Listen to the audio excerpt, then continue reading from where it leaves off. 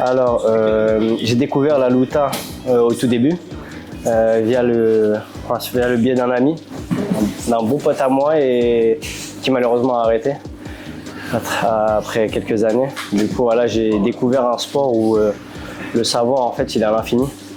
On va constamment rechercher la science, les techniques et j'ai appris vite, mais je me rendais compte qu'en fait, j'avais toujours soif d'apprendre, soif encore et depuis, j'ai pas lâché. Et après, j'ai suivi par le JJB avec coach Hamza et à Gennevilliers. Et depuis, j'ai pas lâché. Ça a été, ce sport, c'était toute ma vie, on va dire. Tout tourné autour de ça et jusqu'à aujourd'hui. Donc voilà, on est content. Efficace, pointilleux sur les détails et action-réaction. C'est un truc que j'aime bien dire. Du coup, toujours avoir une action pour derrière l'adversaire et mettre une réaction. Et du coup, ça laisse part à la technique du jour. Hein. Faut être présent si vous voulez voir ça.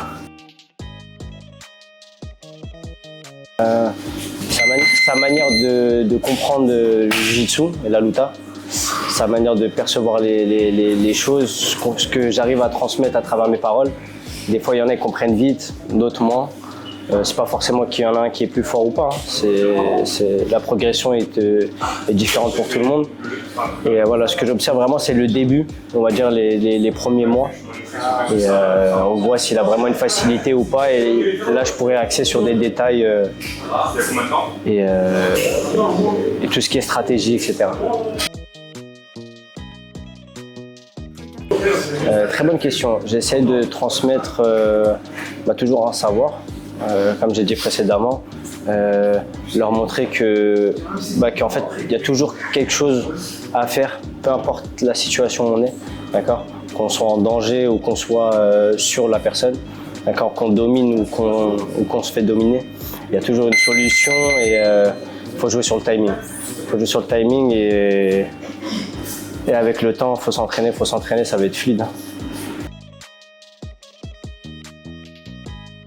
La régularité, la discipline, se taire quand il faut, mettre son ego de côté. Ça, je trouve que c'est le plus important dans ce sport, d'accord.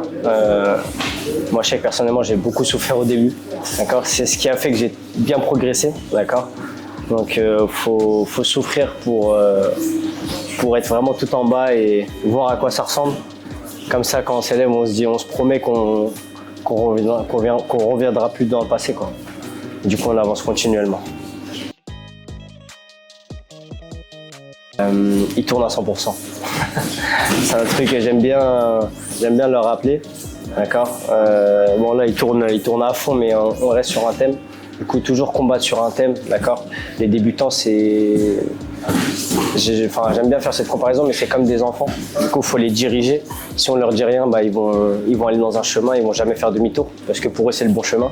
Donc c'est à nous de les remettre dans ce fameux bon chemin et de les guider, quoi. Donc c'est pour ça, voilà, tourner à fond, débutant, ça sert à rien. C'est pas que ça sert à rien, mais c'est contre-performance en gros. Voilà. Alors, c'est quand j'ai coaché Wassim en MMA. Donc, c'était pas vraiment même s'il vient du grappling, hein, c'est comme mon petit frère et ça bouge pas. Et voilà, il a combattu au 100% fight l'année dernière, il a gagné les 2 combats. Et on a mis en place une stratégie, justement pas la va-vite. Et on est resté dessus, focus, et ça a marché. Donc voilà, j'étais vraiment content. Quand en fait un élève vraiment il reproduit à la lettre ce qu'on a travaillé, d'accord, que ce soit pendant des mois ou pendant des heures, ça fait toujours plaisir et en fait on se voit à travers le combattant. Et c'est ce que j'ai ressenti ce jour-là et c'est pour ça que j'aime bien ce métier de coach, quoi, finalement. C'est derrière la réussite d'un compétiteur, il y a toujours un coach, d'accord, et toujours être reconnaissant du coach. Ça, c'est très très important. Oui,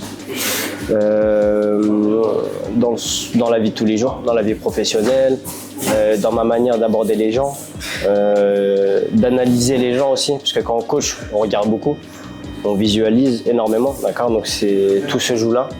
Le eyes contact avec la performance des élèves, les erreurs, etc. Et donc on arrive vraiment à faire une analyse, tout ça en même temps en fait, 3 en 1, tu vois, limite. Et ça aide dans la vie de tous les jours. Ça aide à être vif, d'accord, vif d'esprit, à être connecté toujours avec les gens. La manière de parler aussi, l'éloquence, c'est important. Qu'est-ce que ça m'a apporté? Dans ma vie professionnelle, tout. Que maintenant, voilà, j'essaie de me lancer à fond sur le coaching et Dieu merci, ça marche. Hein. On continue. Et sur la vie perso, la confiance en soi. Confiance en soi, beaucoup. Énormément de confiance en soi même. D'accord. On voit souvent les gens qui sont un peu confiants, même face à la caméra, ou qui parlent, qui coachent des cinquantaines de personnes. Voilà, avec un ton qui monte, on bombe le torse un peu, mais voilà, au fond, on est des êtres humains comme tout le monde. Et cette confiance en soi, elle se travaille, d'accord, chaque jour, d'accord. Même étant vieux, jeune, adulte, ça se travaille continuellement, d'accord. Mettre son ego de côté aussi quand on est en erreur, parce qu'on est le coach. Donc forcément, les élèves, ils ont moins de chances de contredire, on va dire, le coach, mais des fois ça arrive, il faut l'accepter, d'accord. Je dis ça dans le sens où il y a beaucoup de coachs qui essaient un peu de monopoliser le dialogue, d'accord. Donc quand ça va pas à leur rencontre, ils coupent direct le contact. Et moi c'est pas le cas, d'accord. Et j'espère. J'essaie toujours d'être proche de mes adhérents et de toujours être connecté avec eux, ce qui va pas, qu'on travaille derrière et puis voilà. Donc que ça soit dans la vie perso ou pro, c'est que du plus, vraiment. Viens tester, hein. Il n'y a qu'un pas qui fera la diff. Va de l'avant et viens, t'es la bienvenue, hein, à HLS, au Soliste. Viens tester, tu verras par toi-même que c'est le meilleur sport du monde. Mon élève préféré, je dirais... Bon, allez, en JJB, je dirais... ça se tape maintenant. Mais je dirais Valentin dans le sens où il a un jeu qui me ressemble beaucoup. Il a une bonne rétention de garde, il écoute très bien, il est très malin, très intelligent, un bon fight IQ. Il y a des combattants aussi comme Mohamed, très jeune, très prometteur, il commence à me battre à 16 ans, qu'on se demande pour la suite qu'est-ce que ça va devenir. Donc voilà, il y a Claudio, il y a Kylian, il y a beaucoup d'élèves. Franchement, il y a beaucoup d'élèves qui tournent bien et avec des bonnes ceintures bleues et on continue comme ça. De la tristesse pour eux, mais aussi pas de la joie, mais il faut être réaliste, c'est quand on perd qu'on apprend. Moi personnellement ça a été mon cas, j'ai plus appris quand j'ai perdu que quand j'ai gagné, parce que quand j'ai gagné c'était avec la manière, du coup on a su dominer, etc., façon de parler, mais quand on perd vraiment c'est là où on se met dans le dur, on se dépasse et qu'on apprend nos erreurs. Donc c'est ce que je dis à chaque combat, que ce soit qu'on gagne ou qu'on perd, j'essaie toujours de dire aux élèves, voilà, est-ce que tu as appris quelque chose? Est-ce que tu en ressors plus grandi? Quelles ont été tes erreurs? S'il arrive à me répondre, voilà, pour moi, il a tout gagné et comme ça, on peut aller de l'avant et progresser.